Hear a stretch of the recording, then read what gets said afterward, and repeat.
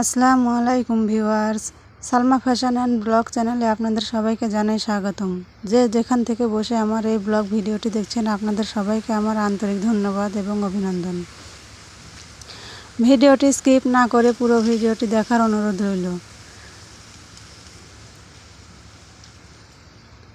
তো দেখতেই পাচ্ছেন, আমি একটি ছোট বাচ্চার ফতুয়াতে হ্যান্ড পেইন্টিং করছি। এটি একটি 6 থেকে 7 মাস বয়সী বাচ্চার ফতুয়া।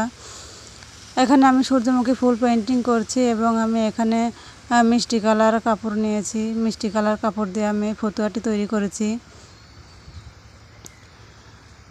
আর আমি এখানে 0 সাইজে যে তুলিটি হয় সেই তুলিটি ব্যবহার করেছি এবং অ্যাক্রিলিক যে রেডিমেড কালারগুলো পাওয়া যায় বক্স হিসাবে, সেই কালারগুলোই আমি ব্যবহার করেছি। আপনারা চাইলে এরকম আপনাদের বাচ্চাদের জন্য কিংবা নিজেদের জন্য এরকম যে কোনো ধরনের ফতুয়া বলেন, শার্ট বলেন, পাঞ্জাবি বলেন, যেখানেই কিংবা ওয়ান পিস এই ফুলটা দিয়ে করলে খুব ভালো লাগে। আপনারা চাইলে নিজেদের জন্য করে নিতে পারেন, নিজেদের বাচ্চাদের জন্য করে নিতে পারেন। আর আমি এখানে দেখুন ফ্রি হ্যান্ডে রং করছি, পেইন্টিং করছি। আমি আঁকিয়ে নিই না, আঁকিয়ে নিলে আমি ফ্রি হ্যান্ডেই করতে পারি। আপনারা চাইলে পেন্সিল দিয়ে হালকা করে আঁকিয়ে নিতে পারেন, কিন্তু মার্কার পেন কিংবা কলম দিয়ে আপনারা এগুলো আর্ট করতে যাবেন না, তাহলে রঙের সাথে মিশে অন্য একটা কালার তৈরি হয়, খুব খারাপ লাগে তখন দেখতে।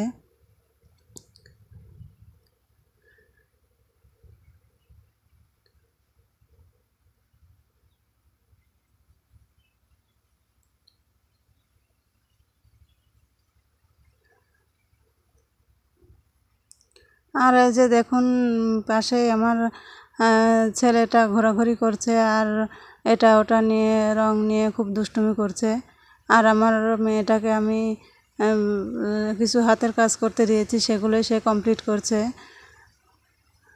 বোতাম ঘর সেলাই করা এবং টিপ বোতাম লাগানো, এগুলো টুকিনাকি যে কাজগুলো হয় সেই কাজগুলোই সে আমাকে সাহায্য করে।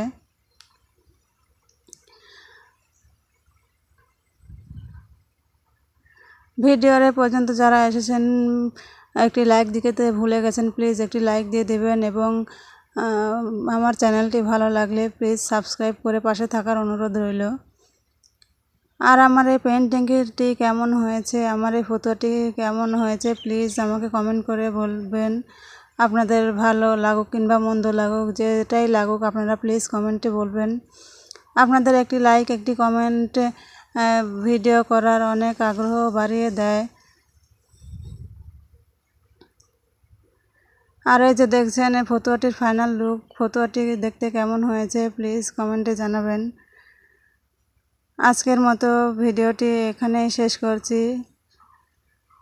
আপনারা সবাই ভালো থাকবেন, সুস্থ থাকবেন সেই কামনায় করি এবং আমার জন্য সবাই দোয়া করবেন।